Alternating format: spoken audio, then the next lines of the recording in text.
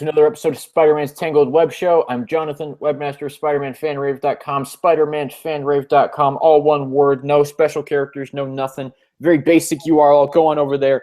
It's a pretty fun Spider-Man website. We got plenty of reviews. We got some cool articles. We got some cool in-depth analyses of things. It's just a fun time. So if you're a fan of Spider-Man, if you enjoy celebrating the character, I'd recommend heading over to SpiderManFanRave.com. Tonight, I'm being joined by a Spider-Man Balloon. What's going on, Spider-Man Balloon? Hey, I am Jake Bell, Spider-Man from Ultimate Spider-Man. I don't want to say I don't care about your Joshua Daniel Barnes, your what's his asshole name from the Spectacular Spider-Man cartoon, the 60s show. What are you, Grandpa? Oh yeah, Spider-Man and Amazing Friends, more like Spider-Man My Amazing Balzac. Yeah, I'm the superior Spider-Man in the cartoons. I'm Ultimate Spider-Man. You should all love me because Jeff Loeb and Marvel Animation says so. Hey, what are you gonna do? What are you gonna do?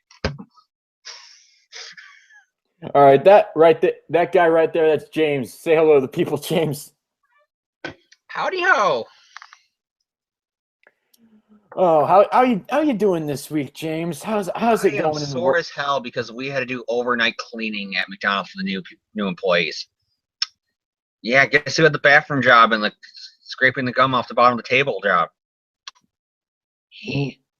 That does not sound like fun, even slightly.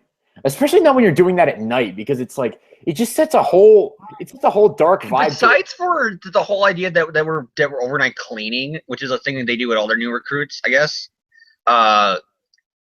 Besides that, it was kind of fun because everybody you still got like unlimited breaks. Like they said, if you needed to smoke, I don't smoke, but if you needed one, you can go and smoke. They had pizza and they had other things, and like so at least it was like casual. It was like you're working hard because you have to do this stuff. But still, it's like you could take a break for 5 minutes, have a slice of pizza, talk, go outside and have a smoke break if you want to smoke. I don't smoke, but I still went outside. I didn't smoke, but I might probably got secondhand because it's like I'm gonna take a break because I don't care. They're all taking a smoke break. I don't smoke, and I'm not gonna smoke, but I'm probably gonna get secondhand smoke because I need this break. So I'm just standing out there with my mouth closed, like trying not to inhale as much as I can. I'm like, Like they'll be talking to me, and they'll be talking to me about stuff like how we can't play in a Monopoly game no more because we're McDonald's employees now, and I'm like this, like I'm trying my best, like to make sure my mouth isn't open. Oh, James, that's what she said. Yeah, that's what she said last night when I was with your mama. Oh, your mama fight. That's disturbing. Okay. What have I been up to this week? Well, it's gonna snow like a son of a bitch here. So yeah, let's just say right now we're getting ready for plowable snow. We could get up to a foot of snow this weekend. Dude, the weather's so weird here in Wisconsin. It is literally day after tomorrow. It will go from snowstorm to thunder and lightning to snowstorm to thunder and lightning. Yes. It's fucking weird. That's what's going to happen here. We're going to get 6 inches to a foot of snow this weekend. And then on Monday and Tuesday, we're going to have thunderstorms. So it's all going to be melted. And the ground's going to be an unbelievable soggy mess that I don't want to think about. It's snowing snowflakes this big. Oh, yes. By the time they touch the ground, they're already melted because it's too warm outside. It's warm. And it's snowing. Yes, we know this. It was almost whiteout conditions last weekend, but none of it stuck to the ground because the ground was too warm. So, can we say climate change is real now? I think we could say climate change is real now. I think we've been saying that for a long time, but yeah, climate change, real. All right, but other than that, what else have I been up to this week? Not really that much. Just standard week, standard day, or several days in the life of a college student, staying up very late, drinking water, pure aqua spring water. If they'd like to sponsor us, which I'm sure they wouldn't, I got my Dr. Pepper. I do give frequent shout outs to them. How different is our health standards, me and you? You're always like bragging about water, and me, depending on whatever the topic is that we're reviewing that day, it's either Dr. Pepper, because that's my favorite soda, or it's beer. I mean, I don't know if you can judge our health standards just based on our choice of drink, because my choice of snack right now is Pop-Tarts, who, if they'd also like to sponsor us, I'd be okay with that as well. Oh, yeah, where were they? Right. Ooh, James is talking to someone. Thank you. This is an interesting moment. James is talking to someone off camera. It's my mom. I thought I lost my keys, and it would have been a bitch if I lost them, you know. Oh, man. But it turns out the pants I had in the dirty laundry pile, they were in. Oh, yeah, I've done that plenty of times. You know, sometimes you just... And they got washed, so I got new clean keys. Ooh. Sometimes you don't check your pockets, and that's just what happens. Especially like when you're just changing into your pajamas late at night, and you just like want to go to bed. You're just like, yep, enough. I need to go sleep. All right. Well, we just got to dip it on John's nightly ritual that nobody asked for. Oh, time to go to sleep. I just imagine when we get off the air for the podcast. It's like, good night. That was our shout outs. Good night. Tune in next week when we got our next episode. Turn it off. You stand up. Time to go to sleep. They're like breakaway pants like the NBA, and then here's these Spider-Man pajamas, and then you break away, here's your pajamas, and then you jump into your bed, and then you're like this on the bed, like night night. You're not like what's a clapper. You go night night. Clap on, clap off. Oh and then, God. and then if you listen carefully, you can hear what John dreams about at night. And this is John's dream. No, Mr. Fluffy Bunny, that's my Emma Stone. Okay, that just got really weird, really fast. Wait a minute, I'm just implying that the rest of that conversation wasn't weird. My God. Okay. The ending is a joke we do with my friend. It just replaced Emma Stone with something else. Okay, congratulations, James. We just peaked for this episode. It's all downhill from here. I want to see in the comments somebody who does not say that wasn't hilarious. I bet you anything, John, that by this time tomorrow you're going to go back on here and there's going to be one comment that's going to go, James, that was the most hilarious thing I ever heard in my life. Well, do it, people. There's your challenge, viewers. Please accept the challenge. All right. And John knows my YouTube username, so I can't pull a fast one on him. Yes, and James knows my YouTube username because it just happens to coincide with my real actual name. So, all right. So what are we going to talk about this week? Well, evidently, according to some news outlets today, we might see some Avengers in the Spider-Man movie. Yeah. So, is that the ending of Civil War spoiled? Because here's the question. If we're going to have Avengers in Spider-Man, well, okay. Based on what we know about Peter Parker in the Civil War movie so far, he's going to have a special relationship, like a personal, close relationship with Tony Stark. Well, I guess we know Tony survived Civil War then, because I guarantee it's done. John, do we? Because Peter also had a close personal relationship with Tony Stark in comic book Civil War. We all know how that turned out. So don't say, by the end of the movie we went not see Peter jump sides. Well, that's true. So, okay. Maybe that's okay. Just disregard everything I just said then. But we're just going to throw a few things out here. But then again, I'm pretty sure the Cap will die in Civil War. So... yeah, I'm 50-50 on that. I mean, like, here's the thing. Neither of one of us has seen the movie. And based on the list of advanced screening cities that they put out today, neither one of us is going to see the movie next week. Even though I voted to get the advanced movie screening in my city, but it didn't come to my city.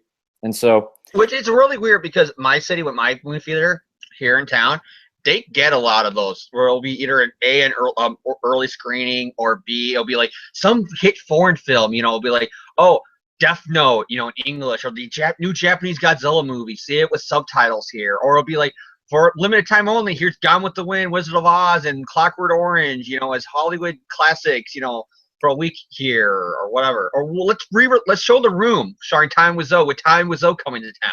Talk about the movie. And it's just like, yeah. But no, we're not getting this stuff. The closest city that's having a early screening of the film is 5 hours away from me. What city is that? Cincinnati. Well, actually, it's Detroit, but that's still a 5-hour drive from where I'm at. So, even still, it's pretty even distances.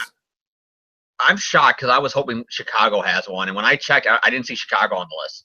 If Chicago is on the list, I would go because Chicago is just a 30-minute ride from here.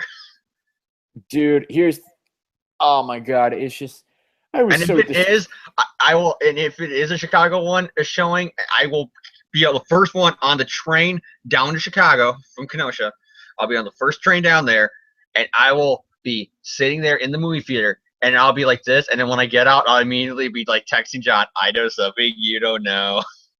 And then I'll text back the middle finger emoji just several And then times. because the showing's late at night, John would go, "No, it's PJ."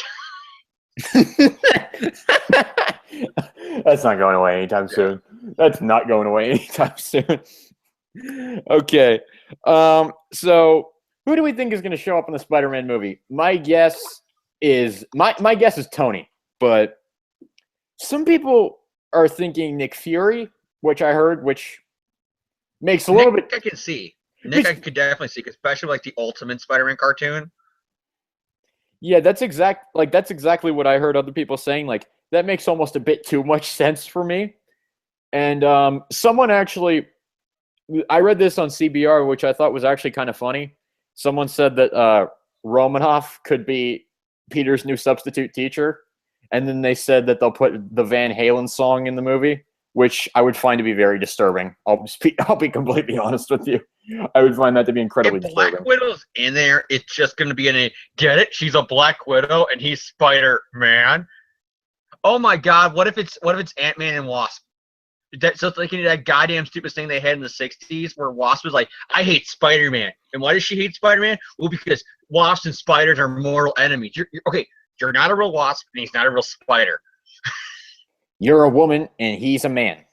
Well, it's like you hear that line and it's like, no wonder Hank Pym beat you. Okay, I'm kidding there, people. I'm kidding. But it's like you hear the line and you're like, is she that stupid? Yeah, it's just like, my bets are on Tony, Nick Fury, maybe the Black Widow. Just please don't do the goddamn Van Halen song, because that like, I find that song to be genuinely disturbing. I'll be quite honest with you. Part of me is sad when you hear that. Part of me is really sad though that Marvel doesn't got the Fantastic Four rights, because Johnny should be it. If there's any first crossover in a Spider-Man book with another hero, it has to be Johnny Storm, and it can't be because Fox and Marvel are like cats and dogs to each other. Fox and Marvel, they do not like each other. What if it's Daredevil though? I mean, that would never happen. Because Daredevil is like the second closest hero to Spider-Man from Johnny. Yeah. It's like Johnny and then it's Daredevil number 2. Yeah, it's like, it's never going to happen, because I don't really think Marvel wants to cross those two over completely, because the fact that Spider-Man's such a kid-friendly thing and Daredevil is like anything but kid-friendly. Yeah, but at the same time, Kingpin and Punisher both also started out with Spider-Man. So if you're going to you can use those characters in a Spider-Man thing, you think they would. And then they're Daredevil characters from the TV show, so if they're in there, Daredevil can't be far behind. Like, say, hey, those are my people. What are you doing, Spider-Man? Daredevil? What's going on? Like, what if it's just like if they do like a cameo thing with Daredevil? I think that could be the cool thing. Like, maybe if it's just cameos, like if it's like at the Daily Bugle and one of the headlines is Iron Man stops meteor shower from hitting Canada or whatever. It's like some kind of like Bugle front page thing. Like, that could be a cool way of tying it in there without actually having the actors in the movie. Or Peter just swinging around New York and he goes by Stark Tower and he's waving, "Hi there, Avengers!" And you got whoever the members of Avengers are after the end of the movie and they're waving at him too, like, "Hi, Spider-Man!"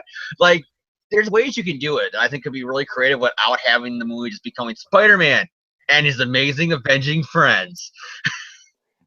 It's like you go into the Bugle and J. Jonah Jameson's got a paper on the wall that says Avengers tried to drop city on Europe. Obviously. Which is already around. Because we've seen the newspaper headlines that are like, if you look back at Daredevil season 1 and 2, all the newspaper headlines at the paper, where I'll just say Phil Urich worked at, so I don't want to spoil things for season 2, so I'll spoil season 1. The paper that Ben Urich was working at.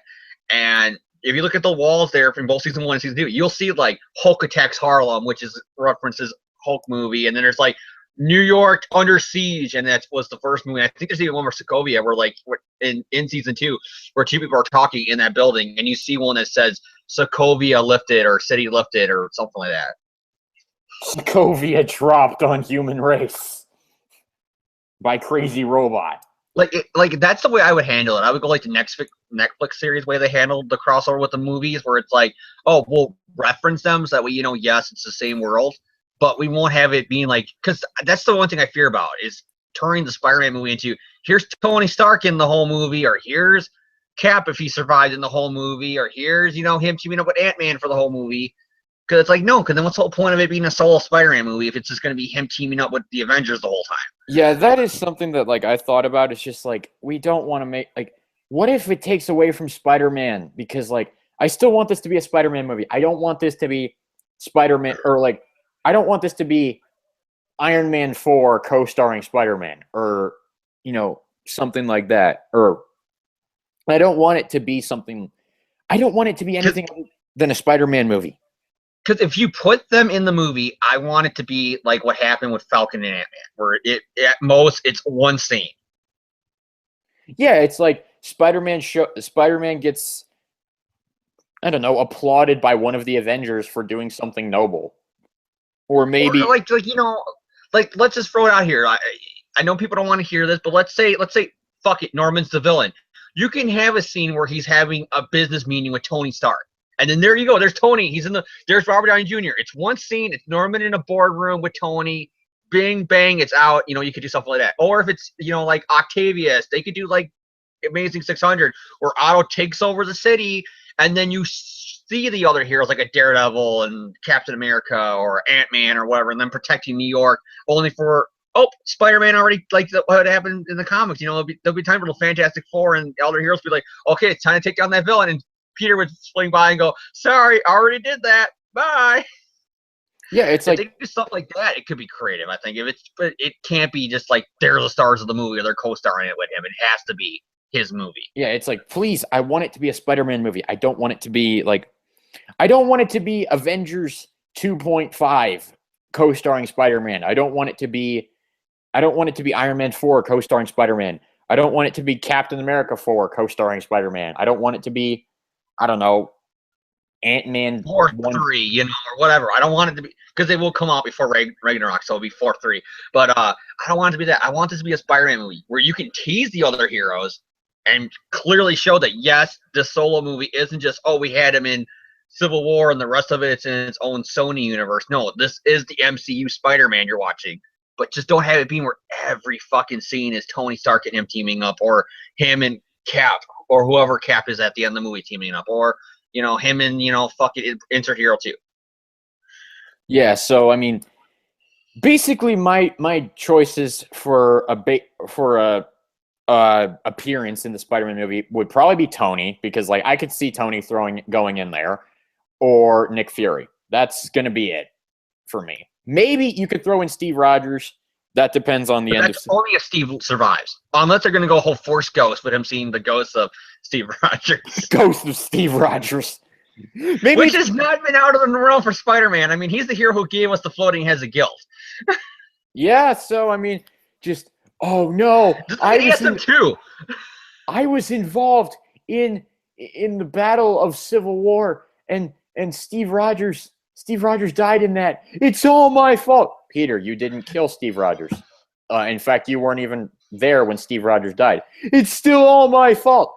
Did Dan Slott write this movie? No, but it's still all my fault. No, he's like that. It's no. He looks over the corner, and then he sees the ghost of Steve Rogers. Like, it could be at the end of the movie where he's like, I wonder if Cap would approve what I did to save the city, and then it shows the ghost of Cap, and he like winks or something, like he nods, and all of a sudden here's Force Ghost, Obi-Wan Kenobi, Yoda, and Anakin Skywalker. Well, I mean, they're all owned by Disney, so they all owned by Disney. They could do that. They could. Oh God, can you imagine how pissed off people would be? Us, and here's Hayden Christensen. Do do do do. No, look, there's so many people be like, "Oh, come on, Marvel." Oh, just like for the record, for anyone who's concerned, we don't actually know if Steve Rogers is going to die at the end of Civil War, so we're not actually spoiling anything.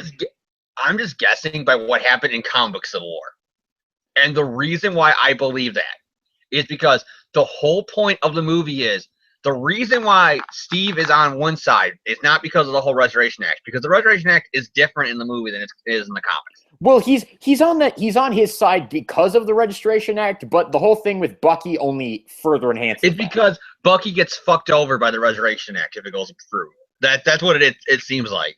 Yeah, but well, he's my friend, and he was mind controlled by Hydra. He had no control over himself. No, we have to take him in. But he's my best friend. I can't let you do that. You know, it's gonna be that. You know, that's basically what's gonna happen here. So, what's the final fuck you? And it's similar to what happened in the Civil War comic. If in the will of Steve Rogers after he dies, it's Bucky's Cap, and then Captain America 3 is Bucky as Captain America, like which happened before in the comics. You get a movie version of the Bucky suit. That would be badass. Yeah, but it's like the main thing about the Civil War movie is like, oh, hey, yeah, remember last time I worked for the United States government? Yeah, you turned out to be neo-Nazis and you tried to kill me, so fuck that shit. Oh, wait, you're going to go after my best friend? Okay, now really screw that shit. And you know what's kind of funny? Looking back at Winter Soldier, and there's another comic book thing I watched like earlier today called Comic Exchange, Elseworld Exchange, where it's a bunch of comic book fans and they do like just get together, kind of like similar like me and John do over the internet. They talk. And they were talking about it, and it almost feels like the Captain America 2 kind of like Winter Soldier kind of like give Marvel the idea for Civil War 2, but that one line of dialogue which ties in almost like to the comic where it's like, I thought you gotta do the crime first before you get arrested, or whatever the line is, or you get punished for doing the crime. I thought the punishment usually came after the crime. Like, it almost feels like you can imagine some Marvel writers like, how are we gonna do Civil War 2? How are we gonna do that? Like Winter Soldier's playing like in the Marvel's office and they get that line, they're like, there we go. Thought the punishment usually came after the crime. Can't afford to wait that long. And then all of a sudden, Brian Michael Bendis is like, yes, we can do that. And the other joke they made on that podcast, and I'm going to steal their joke right now, but I'm giving them credit because I'm saying it's from them, was like, because the X-Men are so shafted right now in Marvel and the comics because they're owned by Fox, that it almost feels like, you Inhuman who can see the future and they can use his powers to stop crimes before they're committed. And it's like, you go to the X-Men mansion, and then here's the X-Men like, okay, how many of you already have that power? Like, 10 of them raises their hands, and they feel bad. It's like, nobody cares about us. We already had that power. Nobody flips out. One Inhuman gets it, and then the whole world goes to shit again. All right, so that's really all we have to say about the MCU Spider-Man. It's just speculation at this point. But we move on to our classic review section this week. We don't have any current books to review because for like the 5th week in a row, we don't have a new issue of ASM. Thank God. I mean, oh, wow. What a shame. Yeah, next week, though, we do have Amazing Spider-Man Volume 4, number 10, so check out next week for our review of that. John, do you want to know I want to know how bad the current run is to me? I'm so tempted right now to ask you what's the current storyline or what's the next arc because I literally fucking don't remember. I remember we got done with Cloak and Dagger and Negative, and that's it. Oh, and the Spider Rocket. That's all I remember. That's really all you need to remember, the Spider Rocket. That's really all. That's the only thing of importance that happened in the last issue. When is the Mary Jane Iron Man crossover arc start? That's the regional one, right? That's the next one after this one, right? That starts next month. That starts in May. Okay, so it goes the region, Iron Man crossover, Civil War, and then Dead No More. Is that how it's gonna go? Pretty much. All right, so we will move on to our classic review section. Tonight we're going to look at a storyline that's not too old, but it's not exactly too recent either. We're going to look at Amazing Spider-Man 259, 260, and 261, better known as the three-part story entitled Goblins at the Gate.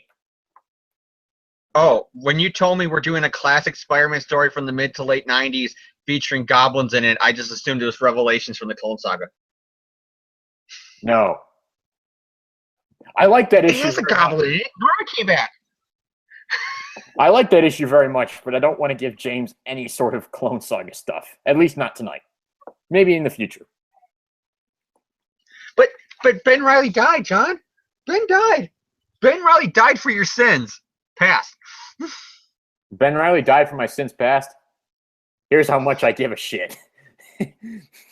That's another Goblin storyline. See, I tied it in. It Yeah. all goes full circle, John. Does Ben Riley actually happen to have a friend named Carl? Okay. So the basic premise of this Goblins at the Gate story, from the Hobgoblin side, he is coming off his identity being revealed to the public as Roderick Kingsley due to a massive thorough investigation by Spider-Man and his supporting cast, and they managed to unmask him. And it's revealed that the whole brainwashing thing of Ned Leeds and his orchestrated death, that's all been worked out. That was all worked out in the Spider-Man Hobgoblin Lives miniseries. So you can go, and if anyone hasn't read that, you can go online and buy that. It's pretty cheap. You can get the trade for fairly decent amount of money. What was I talking about? Oh yeah, so Roderick Kingsley is in prison now, and he is not happy about it. Meanwhile, Norman Osborn has risen from the grave and returned from Europe, where he spent several years hiding out, as you do. So he has returned to New York City to make a new life for himself. And the media and the public have almost universally embraced him. And he is going on all the talk shows. He's publishing, he's talking about, oh, I was never the Green Goblin. That was a false accusation. Do we have, it was a false accusation, and you have absolutely no credible evidence to support it. Okay, I'm also going to go buy the Daily Bugle and become a senior partner member of it because I can. And also, I'm also going to make Peter Parker's life hell because that's what I do. So that's basically where Norman's at right now. And Peter, needless to say, Peter's not happy about it. Peter's pretty frustrated. He finds the whole situation to be unpleasant, to put it lightly. And so that's basically where we are at the beginning of this arc. And just to throw something out there, I'm gonna drink some water right now. Sorry, John's gonna drink some water while wearing his PJs. Okay. That's not going away anytime soon. Okay. Spectacular Spider-Man number 259, Goblins of the Gate, Part 1, Survivor of the Big Lie.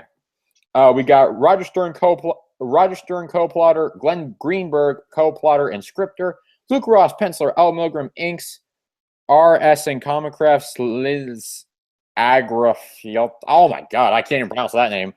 Some woman named Liz did letters. John Calise did colors. Ralph Macchio is the editor, and Bob Harris, cause of gray hairs. He was the editor-in-chief at the time. Evidently, he also caused gray hairs. All right.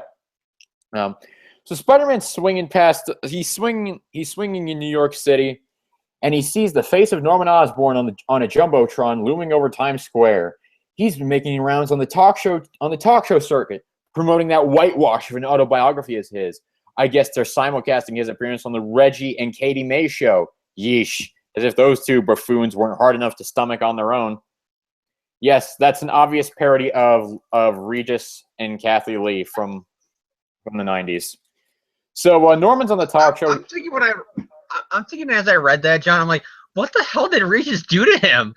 Did he not win Who Wants to Be a Millionaire, Peter, and he felt spited by? So yeah, Norman's on the show talking about his book. It chronicles my time in Europe and what led me to return to New York and reclaim my life here. And he talks about Spider-Man and about how Spider-Man's an absolute menace and how he drove him away, but now he's back to confront his fear. Man, you must have taken acting lessons during your long exile, Norman, because your performance is worthy of an Oscar. Damn, Peter. That's such an insult. Man, that burned. That hurt. So William Dafoe deserved an Oscar for his role in Spider-Man 1. That's nice of Peter to reference that. So Peter starts thinking back to all the horrible things that Norman did to him. How the fact that he kidnapped him, tied him up to the chair, and revealed his identity. How he was impaled on his own glider after he killed Gwen, but then came back from the dead. You didn't die, did you, Norman? It seems evil never does. And you've managed to turn my life and the lives of everyone I care about upside down ever since. Plus, you've got me talking to a giant TV set. So Spider-Man swings away, but in the background there's some Sony product placement because evidently Sony were the people who owned that giant TV set that Spider-Man was talking to. Meanwhile, Roderick Kingsley is in the Great I think they just got the movie rights right around that time too, so I wouldn't be surprised if that was a tie-in. Yeah. Meanwhile, at the Great Neck Maximum Security Facility at 9:26 in the morning, believe it or not, Roderick Kingsley is watching the same broadcast and thinking, no, Osborn, he's out there free and I'm here rotting in a cell. Well, I'll show you, Osborn. I'll get out of here and I'll make you pay. So Peter goes to the Daily Bugle where Norman is where Norman is saying, because all of you around here work so hard, I'm giving you all a raise. Oh, and Ben Urich, I'm so sorry that I debunked your book and ruined your credibility. What was that book you wrote? Oh, yeah, Legacy of Evil. And it said that I was the Green Goblin? Oh, Ben, you fool. You moron, you. So Norman goes up to Jonah. Jonah, my dear friend, I can't thank you enough for agreeing to be interviewed for the book. No problem, Norman. Peter walks up to Jonah after Norman leaves and says, Mr. Jameson, how could you have gone along with this? Said all those glowing things about him, helped his public image, knowing what the man is really like. You don't know what you're talking about, Parker. And at that moment, Jonah goes into his office and ponders everything that's happening to him right now, and he thinks, I can understand Parker's anger and frustration, but he's just a powerless kid. I, on the other hand, can do something about it. No, he's like, he's a powerful kid. I, on the other hand, can do something about it.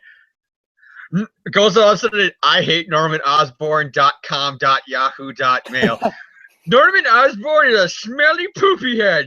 Signed, J. Jonah, anonymous. Norman Osborn is so stupid that he thinks a drive-through window is... Oh, goddammit, I can't even think of a funny joke to make up with the end of that. Okay, he's so stupid, he thinks Spider-Man is a hero. Signed, not J. Jonah Jameson. Haha, that will show him. So Roderick Kingsley is visited by his lawyer in prison, and he says, you listen to me. I'm sick of being stuck in here while Osborn remains free and basking in success. I won't tolerate it anymore. I've got evidence that will prove Osborn is the Green Goblin. One of his journals survived the fire that supposedly destroyed them all years ago. And I've had it hidden in a safe place all this time. I'll reveal its location in exchange for a special deal with the district attorney's office. I'll contact someone I know in the DA's office. Find out how such a deal will be greeted. See that you do. So the lawyer, calls up one of his contacts, but that phone call is being monitored by one of Norman Osborn's agents, and he gets word of it, and he's not too happy about it. Meanwhile, at the Daily Grind, which is a coffee bar, Peter is sitting down talking to Mary Jane about how much he hates Norman Osborn, and Mary Jane makes the very insensitive joke that, Peter, you always complain about Norman knowing your secret identity, but you've always seemed to forget that Venom knows, Jackal knows, Doc Ock knows, Chameleon knows. Really, Peter, you can't keep a secret to save your life. And, Peter's just like, wow, thanks, bitch. Well, maybe I'll just sell our marriage to the devil so that way everybody won't forget again, huh? So, well, to be fair, though, almost everybody she names on that list, minus Venom, is dead. Yeah. She's like, well, the Doc Ock knows. Doc Ock's dead at the time. Well, Jackal knows. Jackal's dead at the time. So Roderick Kingsley gets word that he's going to be taken away from the prison at midnight, and he will be speaking with the district attorney to arrange a special deal. Meanwhile, Peter and Mary Jane go home, and she cooks up dinner for him, and he says, Aunt Anna won't be back from the Senior Citizen Center for another hour, and tonight's party at 5 is a rerun, Peter. You go upstairs. I'll do the dishes and join you short. Ding dong. Lee. Oh, come on.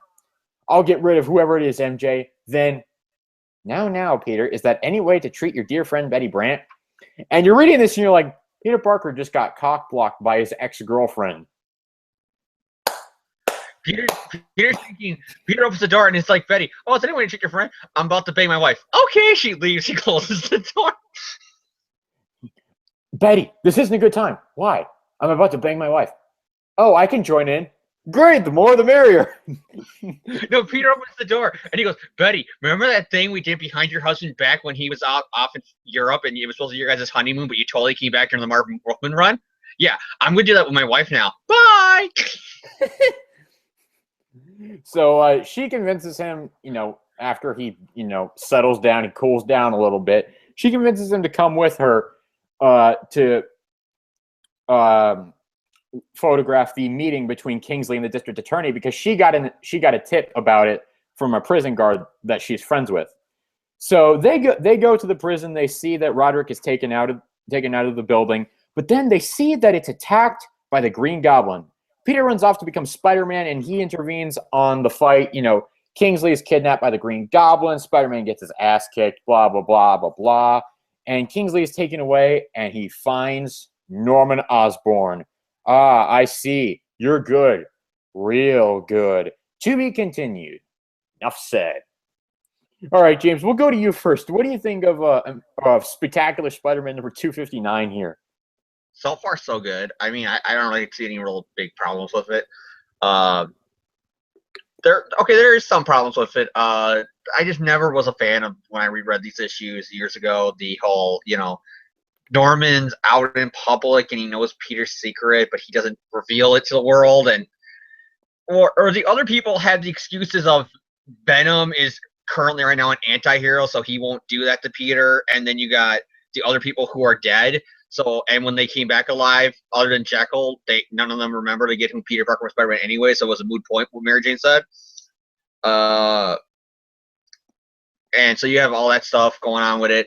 So, but then you have Norman, how it's like, why isn't he ever once when he's doing these tall books going, oh yeah, Peter Parker, Spider-Man. I get it, so I'm going to torture you, and me knowing the secret and not saying it is worse than, if I do come on and say it, just the torture. I can do it at any minute and you don't know when I'm going to do it. But at the same time, realistically, you would think that if Peter keeps on spoiling your plans for the 5th fucking time that you came back alive, you'd finally be like, fuck yeah, I'm going to tell the whole world who you are, or at least tell the Kingpin who you are so he can whack you or something like that, But James, then he'll have his aunt shot, and then he'll go all dark and beat the Kingpin up in a prison fight. Yeah, but you know what I mean, though. You got that stuff, so that part's kind of dorky. But everything else is pretty well handled, I think. The Jonah storyline, and it's to the point that people were pissed off during Brandon A era. How all of a sudden Jonah and Norman are BFF Facebook friends again, and it's like, no, they should still hate each other. Why are they friends now? You're not going to address it, are you? And so, because you got that going on here, you got the Ben Urich thing where it's like, oh, Ben, you wrote that book where you said I was the Green Goblin, huh? Well, suck it, I'm not. So that's classic Norman. Everybody gets a raise except for you, Ben, because you wrote a book telling the truth. Gotcha. Like, that's classic Goblin, torturing with somebody. So that part's good. The Betty doorbell thing, it's kind of like a cockblock, but in an action way, kind of. I want to say not in an action way, but you know what I mean. Like, you expect Peter to go, oh, 1 minute, Mary Jane, he opens the door, and here's, Kingsley, or here's Norman, and no, it's like, it's Betty, and she needs him to go with her for something, and it's like, well, now I was thinking, though, it's gonna be like, oh, here we go, it's gonna be the Goblin, it's gonna be somebody at the door, and it's Betty. You know what, Betty? You know what, Betty? I can't be your photographer all the time. Sometimes I have to think of myself. Betty, there's sometimes I gotta think with my other head. Jesus I got a hot supermodel redhead wife. Or, I'm sorry, girlfriend. I'm gonna plow her now. Bye. You're gonna hit her with... It's hilarious. Because if I'm Peter Parker, that's what I'll be saying. Betty, oh, hi, it's my ex-girlfriend. Yeah, I'm about to do something with my wife right now. Bye. James, he's gonna hit Mary Jane with a snowplow? What are you talking about? No, I mean he's gonna beep and beep and beep and beep and beep and in the socks. Oh my God. What is happening to this podcast? I'm just having fun here. I'm just making a joke here. Yeah, the Betty part is just weird because I was expecting it to be, like the old twist of it's gonna be Norman or somebody, and it's Betty, and it's like, I don't really give a crap. It's like normally you'd be like, oh, I'm happy it's not what I thought it was gonna be. It surprised me, but here it was like, oh, it's just Betty. Oh, all right, James. Any other thoughts? And do you give this one a thumbs up, a thumbs sideways, or a thumbs down? I'll give it a thumbs up. like I think this era of Spider-Man, the Falco, second run era, the post Clone Saga, pre Mackie Byrne reboot, I think it's really underrated because it's kind of sandwiched in between two really shitty runs. It kind of gets the raw end of the stick, I think. But anyways, besides that, this is a pretty well done first issue. I got any complaints besides with the Norman thing, which it does get annoying. I will basically echo what James said. I mean, I didn't mind the Norman stuff at all. I thought it was pretty good characterization for Norman. I don't mind that he doesn't out his secret identity to the public, just for the reason that, Norman wants to keep it between them because he just likes playing those games, because Norman's just that kind of guy. So that doesn't bother me at all, and I really enjoy that aspect of the plot. I love the bugle scene where Jonah's just like, hey, Peter Parker's a powerless kid, and I hate this guy, Norman Osborn. What am I going to do? I know he's psychotic, and I know he could probably kill me, but I'm going to try to kill him with a gun anyway, because that's a smart move. Just to clarify real quickly, what I mean by that is it gets annoying when you reread these issues, and it's the same beat by beat. Even in non-Norman issues, it's always like, Norman has my secret, and what if he reveals it right now, Mary Jane, or insert character here? What if he reveals it now? It's like, it gets to the point of every issue, I think, in this run, like this whole 2-year run that they had between Clone Saga and the reboot, where it was like hit over your head every issue. Norman's out there and he can reveal it. Norman's out there, he can reveal it. All right, but I really, really enjoy I really enjoy the dynamic that Norman is bringing to the book right now. I thought it was kind of weird, like that moment I talked about with Mary Jane when they were sitting in the coffee bar, and she's like, "Yeah, Peter, Norman does know your secret identity. You know who else does? Jackal, Doc Ock, Venom, Chameleon." I was like, Mary Jane, that's a dick move. I'm sorry, and all those people are dead, and as soon as they came back alive, they forgot it. It's still a dick move, all right? So I think Doc Ock was brought back alive around that time in the Amazing issues, and conveniently he was brought back alive, but his brain was fucked up by death, and he forgot the memories of what happened when he found out, so he doesn't remember no more. And because Chameleon came back alive, and he couldn't remember that Peter was Spider-Man. That was always their get out of jail. Other than Norman, every other villain, that was their get out of jail free card. They'll come back alive, and they conveniently forget. Yeah, but I mean that moment kind of rubbed me the wrong way, but it's not anything too damning. I like Kingsley. I like Kingsley's role in this issue, being like, okay, I don't like that poser being out there while I'm stuck in here. So, spoiler, I'm gonna make up this fake story about a journal that is not even real, just so I can get out. I really do like that. I think it's pretty good writing. I enjoy that aspect of the plot. Right. Kingsley does. Here's the thing that confuses me. Kingsley does have a Norman Osborn journal. Where was that? So do we have an issue number on that? He had a Goblin journal. He had a few of them. That's how he found out all Norman's secrets, like where the bases were and everything. Well, yeah, but those are all destroyed in the fire in ASM 250. He's making up this one journal that wasn't destroyed, but it actually was, and he's just making it up. Oh, I thought he actually had one. I'm like, wait, I'm remembering he did have journals, but I forgot about it. How they burnt up. I thought he was making up the fire story that they all got burned up besides the one. I'm like, what are you talking about? You do got them. I forgot about that all the journals went up in flames. But yeah, so I like that story. The Peter, Mary Jane, Betty moment, I found that to be hilarious. I laughed out loud when that happened. I just find that whole situation to be so surreal. But yeah, something else we haven't mentioned so far is that Luke Ross and Al Milgrom and John Caleese, I think, they do a fantastic job with the artwork on this book. It's absolutely gorgeous. I love it from beginning to end. I think it's absolutely wonderful. It's got a nice cartoony vibe to it. It's not too over the top, but it's not too gritty either. I think it's the right mix of surrealism and realism, I guess you could say. But yeah, I really enjoyed that. So I give this issue a thumbs up. I don't really have any problems with it. I thoroughly enjoy it, and I think it's a solid start to the Goblins of the Gate story. So we will move along here to Spectacular Spider-Man number 260, Goblins of the Gate Part 2, Spider in the Middle. Excuse me. We do have the same creative team as last time. So the story begins several miles outside of Great Neck, New York. Norman Osborn, Roderick Kingsley, and a stand-in Green Goblin. You're good. You're real good. It takes a lot to impress Roderick Kingsley, but even I'm surprised to see Norman Osborn standing here next to the Green Goblin when I know for a fact that you and the Goblin are one and the same. That's never been proven, which is why this meeting is taking place, Kingsley. Or would you prefer I call you Hobgoblin? I understand you've claimed to have one of my old journals, in which I supposedly admit to being the Green Goblin. Maybe. Don't play games with me. I want to know more about it. Ah, yes, the journals. I remember clearly the day they came into my possession. And so, they recap the story of how Kingsley got the journals, how he became the Hobgoblin, how all the journals were supposedly destroyed in the fire, all that stuff. They recap all of that. And he says, not all of them survived, or not all of them burned. One survived. I had it hidden away, just in case it ever became useful to me again. Now you listen to me, Kingsley. I won't allow everything I've built over the last weeks and months to be jeopardized by a thieving annoyance like you. You listen to me, Osborn. I know the truth. And so basically they just start threatening each other, blah, blah, blah, blah, blah.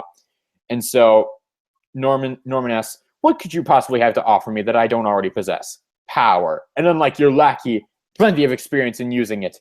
But just at that moment when Roderick supposedly breaks out of his shackles, Norman grabs his arms and just squeezes them so tight that the shackles actually break. I've gotten my message across. Yeah, he's just as strong as I suspected, and just as crazy. Goblin, if you would. With pleasure. And he drapes a sheet over Kingsley and takes him, and so Norman can take him to a limo, and then the Goblin flies away so that they won't be seen together. So the next morning, there is a massive investigation underway about the escape of Roderick Kingsley. Man, looks like the cops aren't having any more luck in finding Kingsley than I am. But I'm not surprised. It was the Green Goblin who broke Kingsley out of prison after all, and Osborn's a master at covering his tracks. So Spider-Man just swings around the city. He's thinking about, it was only a matter of time before these two met up, ever since Norman resurfaced. And you know what? I'm really worried about Betty. You know why? It's because only recently did she discover the truth about Ned Leeds and Kingsley and all this. What if the pressure is too much for her? What if the stress is too hard on her? And so just at that moment, he swings down to a newspaper stand, webs up a copy of the Daily Bugle, and drops a quarter at that same point. He says, "Oh, for crying out loud! This article almost makes it sound like I helped Hobgoblin escape. I know Betty wrote it, but it has this editorial stamp of J. Jonah Jameson all over it." So at that moment, Spider-Man swings off to the Daily Bugle to actually meet Mary Jane as Peter Parker. You're 20 minutes late. Not bad for you, Tiger. See, hun, I'm not getting older. I'm getting better. Wink, wink. He also thinks to himself, it's probably not a good idea to keep Mary Jane waiting. Not after last night when I had to. Thanks for bringing over my clothes, by the way. No prob. I was going to be in the city anyway for a late morning class. I don't know how I ever managed without you, MJ. Better button up fast, Peter. We're not alone. Hey there, you two. Billy Walters. Hi. Don't sweat it, man. I didn't see anything. Who says marriage kills all the romance, huh? Wink, wink. So, Mary I am done now. Goodbye. Mary Jane leaves. Mary Jane leaves, and Peter runs into Flash. Hey, man. Have you seen Mr. Osborn? Have you seen Mr. Osborn today, Flash? Not yet. And Mr. Jameson isn't here either. In fact, Pete, Mr. Jameson's been acting strange for a while now. Yeah, I know. It's not easy around here with Norman around. But Mr. Osborn saved this company. But he's an asshole. But he saved this company. But he's an asshole. What are you two fighting about? Oh, sorry, Betty. Oh, just get away from me. You're both acting like children. And so then Peter starts to think about, Betty, how are you holding up? I'm fine, Peter, and grateful that my work is keeping me so busy. I'm staying on the Kingsley story until that murdering filth is behind bars again. Well, you can count on me. You can count on my help, just like last night. Believe me, I want Kingsley and the Green Goblin found and brought to justice, just as much as you do. So Norman and Kingsley are sort of negotiating at that point at one of just a warehouse somewhere. And Kingsley says, I could give you my shares of my company. I could give you some shares of my company. Do you know how much money that could give you? Do you know how much power that could give you in exchange for your help to get me out of this country get me someplace far away where I can enjoy my retirement. That could be interesting. Just tell me, where's the journal? Oh, I don't have the journal. It's with my brother Daniel. Only he knows where the journal is, and he's in protective custody. Well, then you'll have to find him. But I'm gonna need my weapons to do that, Norman. Don't worry, I came prepared. Thank you. I'll just go change. And at that moment, Norman pulls up a screen with the stand-in Green Goblin on it, who was secretly listening in on all the conversation, and said, I want you to tail him. Make sure he sticks to the plan. Once the journal is found, you're to take it from Kingsley and make sure that both he and his brother meet with unfortunate accidents. The Spider-Man at that moment also conveniently realizes that Daniel Kingsley is still around and could be in danger with Roderick on the loose. So Spider-Man heads to the DA's office to try to learn of the location of Daniel Kingsley. And just at that moment, Hobgoblin wages an attack on Kingsley's hideout place. Spider-Man learns of that attack, goes to the address, and proceeds to battle Kingsley in a pretty intense fight. They both get some pretty good licks in, but in the end, it's a tranquilizer dart from the stand-in Green Goblin that finally does Spider-Man in, and Kingsley wants to unmask him at that point, and the issue ends. I might as well take advantage of this singular opportunity to finally learn the true identity of my greatest enemy. Dun, dun, dun. To be continued. All right, so James, we'll start off with you again. What did you think of a Spectacular Spider-Man number 260 here, Goblins to the Gate Part 2? It's a pretty good issue. Not really much to say, I don't think. It's a standard second issue. It's mostly just Peter, like, the Mary Jane thing with that guy's like, hey, who says romance is dead? Brown chicken, wow. That part's kind of creepy. But I get the joke they're trying to make. It's kind of ironic now, the Mary Jane Peter stuff, her not getting mad at him for being late, and him going, oh, what can I do? Oh, I can never live without you, and blah blah blah. Especially with the current book titles, those are some of the awkward dialogue now. It's like still stings. And so you got that kind of stuff going on. You got more Norman stuff, and him and Kingsley and them working together, but not really because they don't trust each other. Classic villain team up shit. So that's pretty much all you can really say about it. The Flash and Peter thing, it's like, stop acting like children. It's like, these guys have been this way since like Amazing Fantasy 15. They're never going to change Flash Peter. Even when they're friends, they're still going to be that little budding rivalry, puny Parker, dummy Flash. They're still going to clash every once in a while when it comes to stuff. And this is more of it, with Flash thinking Norman Osborn is a great guy, and then Peter's thinking Norman's, evil for obvious reasons. And it was just mainly more setting up, Flash is the new Green Goblin. Flash is the new Green Goblin. Psych, he's not the new Green Goblin. Spoiler alerts. All right, James. So do you give this issue a thumbs up, a thumbs sideways, or a thumbs down? I give it a thumbs up because there's not really anything here to give it a negative thumbs sideways, and definitely not to give it a negative down. It's good.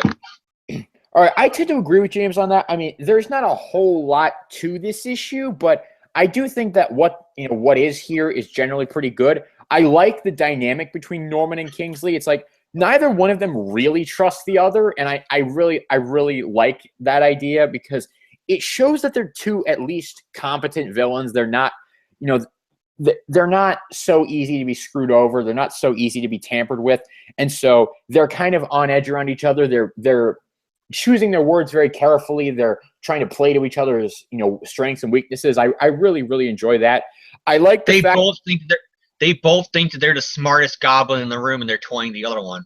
Yeah, and I really like that because I think that's a dynamic that the characters naturally would have. So it's good to see that realized here. The Peter Flash moment, it doesn't really bother me that much. I mean, I can understand them having a little bit of a high school flashback. I mean, that's kind of normal for me. The Mary Jane scene, I didn't mind that much. I didn't really think anything of it. I just made that joke as I was doing the recap for humorous purposes.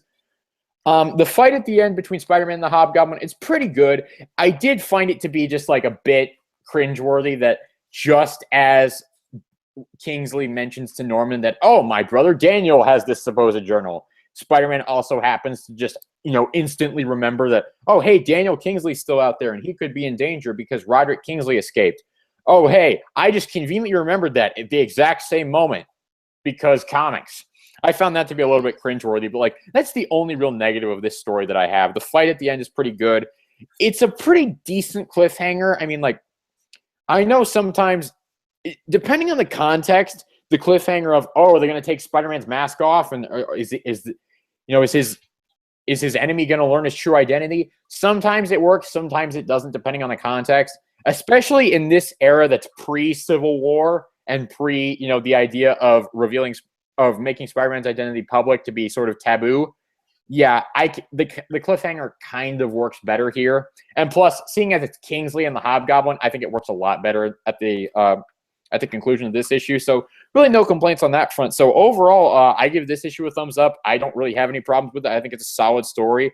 I think that what they're doing with a lot of these characters is pretty on point. I think it's pretty well done, and I think it's a very well thought out story. So we will move on to the final part of this story. Spectacular Spider-Man number 261, Goblins of the Gate Part 3, Bad Business. And we have the exact same creative team again, and James has asked to do the recap for this issue. So James, why don't you take us through what happens in Spectacular Spider-Man number 261? How does this story cap itself off? The issue begins where the last issue left off. The Green Goblin wants to take off. The Hobgoblin wants to take off Spider-Man's mask. Norman pretty much stops him, and he thinks it's like Norman wanting the secret all to himself. Like, Norman just wants me to do it so that way he could take off the mask later on. And then he catches on a few seconds later. When he basically says, "You already know, don't you?" And Norman just smiles back at him. It's not even like a smile. It's just a creepy grin. It's just like, it's a smirk. It's like this, like, which is so completely Norman. Yeah, he's like, and I just love the way he says it too. He's like, "You already know, don't you?" Yeah, you see the Spider-Man starts to come around as the goblins start to argue with each other. Because what do you know? Goblins are going to argue with each other. You got, Norman threatening to kill Daniel if Daniel doesn't say where the location is, and Daniel fainted.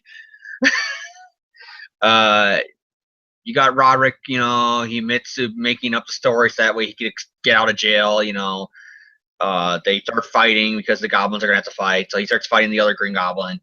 Spidey, is trying to free himself because he was captured by the two of them. And the goblins find out that they're evenly matched, and it's just a fight between goblins. It's basically, if you watch the animated 90s show, insert there only when he says make way for the real goblin, the Green Goblin's like, no, you're fucking not. So yeah, they fight, it's Goblin versus Thing. You got more of that where it's like, and he realizes, that about Daniel, and, more of that shit goes on. Peter fights the Hobgoblin, then they get at it as the goblins are escaping. They fight. Betty wants to continue that goddamn interview with the Hobgoblin. I think mostly to kill the fucker. Let's be honest here. Because in her mind, Ned would be alive if it wasn't for that asshole. Obviously. And then, you got more hints and then the fight ends. You get more hints at who the new Green Goblin is. It goes nowhere as the new Goblin's like, yeah, it sucks. My identity almost got exposed. And Norman's like, don't you lose this again, boy. Don't they ever find out who you are, or you'll lose something more valuable. And by more value, I mean you're totally not a clone of Harry. That can't be called a clone of Harry. We're just gonna ignore the fact that you totally have Harry's build, his body type, and basically look everything like Harry would if he was just in the shadow. And then we got the best ending, and Roderick asks a very poignant question: do you like pina coladas? Getting caught in the rain as we cut to the Hobgoblin in the middle of some random deserted island, like sipping martinis, and like, will the Hobgoblin ever return again? Who knows? Maybe I will, or maybe I won't. Maybe I'll return a Dan Slott run where I totally do a deal with the Kingpin that gets my brother's head chopped off by Phil Urich. But then again, maybe I won't. Or maybe I'll end up in the MC2 and I'll mess with Spider-Man's daughter. or maybe I won't. Or maybe I'll end up being Harry Osborn in an alternative Ultimate Universe, or maybe I won't. Or maybe I'll totally be teasing Amazing Spider-Man 3 by having my mask there, but it ends up being jack shit. Or maybe I won't. Put the lime in the coconut and drink it all up. Put the lime in the coconut. That's the best part of this issue. It's just Roderick like, will the world ever see the Hobgoblin again?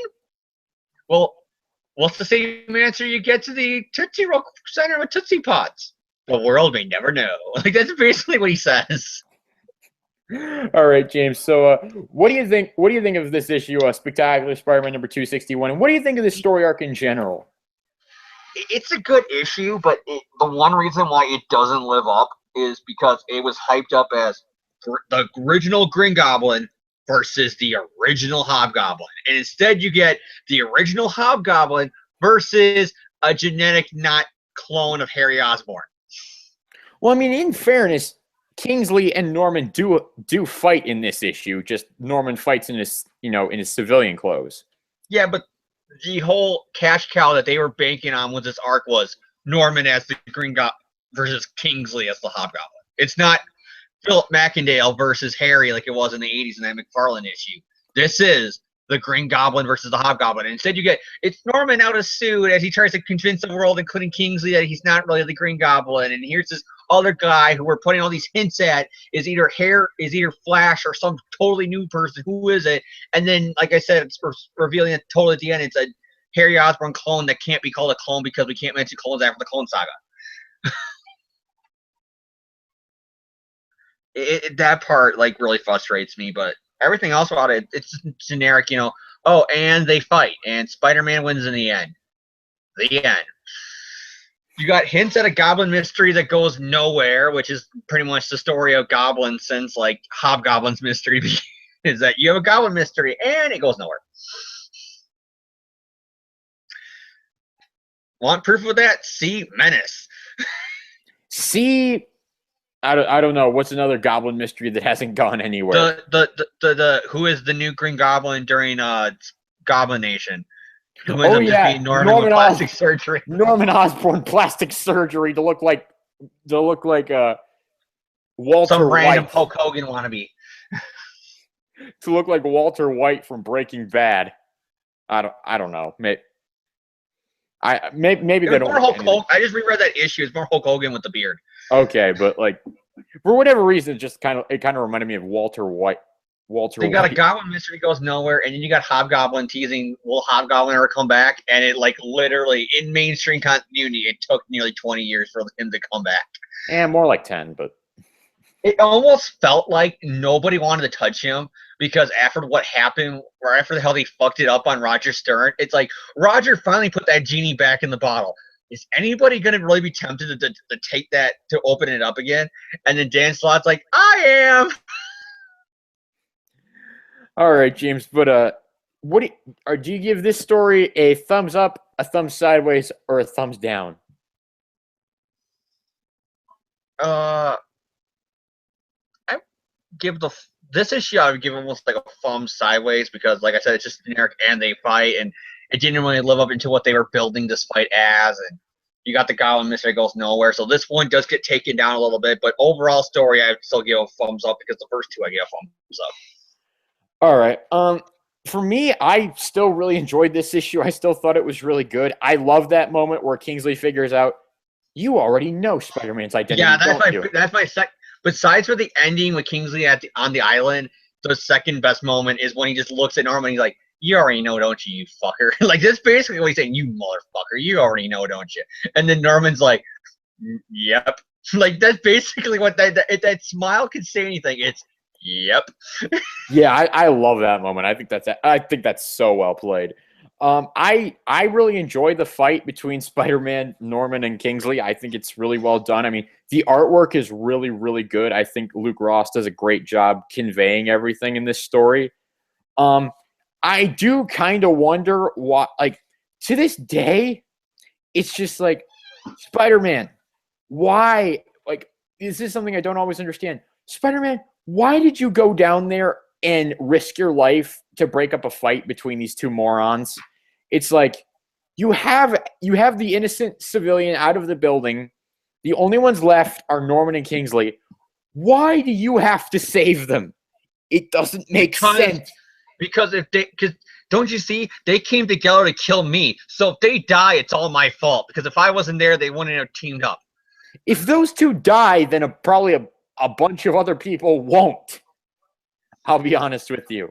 So, but Peter never sees it that way. Peter sees that, but I can save all those other people, but I can't save them. Yeah, so it's just like that is something that just like kind of makes you like double take a little bit. But I mean, that's how Peter always is, though. Yeah, I won't let anybody die, even Norman.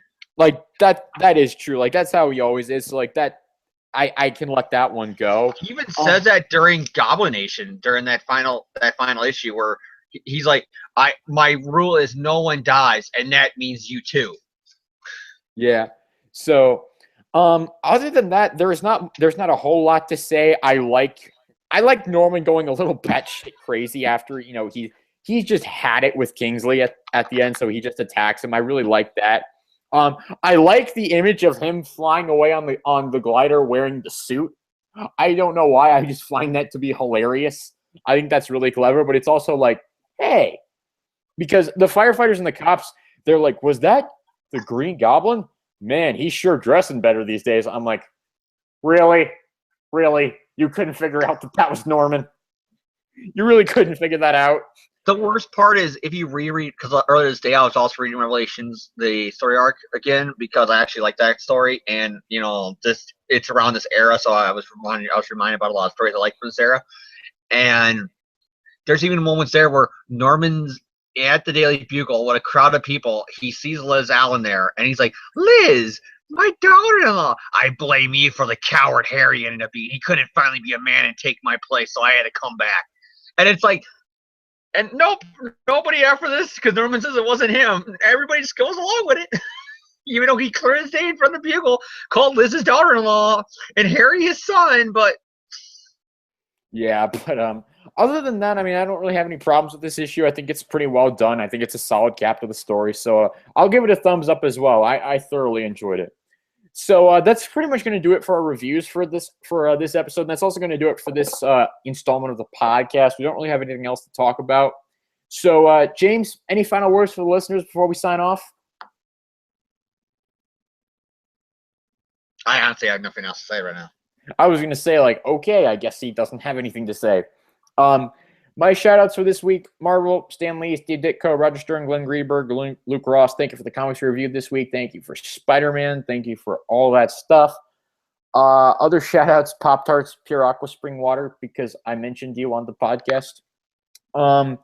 Other shout-outs, I don't know what my other shout-outs are going to be. To be honest with you, I don't really have many. So I guess that's going to do it. So we thank you all for tuning in, and we will see you next week. Remember, Amazing Spider-Man Volume 4, number 10 comes out next week. So we will be reviewing that. Oh, I thought of my other shout-out. I knew I had another one. Miles Morales Spider-Man number 3 came out this week. Man, that was a good issue. Loved it. Absolutely loved it. I just thought of a shout-out. That I really want to give up personally. The shout out goes to a really personal friend of mine. I know they're tuning in tonight, and I want to tell them something really special. This shout out is to John's PJs. I was waiting for that to go somewhere else, like Zombie Thomas or somewhere else, but nope. John, you set it up perfectly though. Time for pajamas.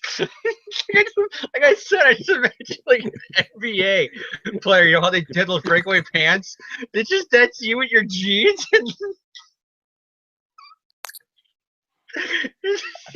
You and Spider-Man or SpongeBob PJs, and then you just jump into the covers. And they're like this 99. Shout out to me for digging myself into a hole. Oh, that's not going to go away. Turning yourself into a 5-year-old child. I don't actually do that. He does, people. How would you know? Are you looking in my bedroom at night? No, I'm just going by what you just told the podcast listeners. Oh God. Okay. Oh God! In the summer when Jan comes back when he's no longer busy with school shit, can you imagine how that's gonna be? He's gonna come back on this show and he's gonna be like reading comments, and it's all gonna be like fucking jokes about your pajamas. And he's gonna be like, "What the hell did I miss?" Oh God. Okay. I'm gonna turn this podcast off now. Thank you all for tuning in. Have a good night.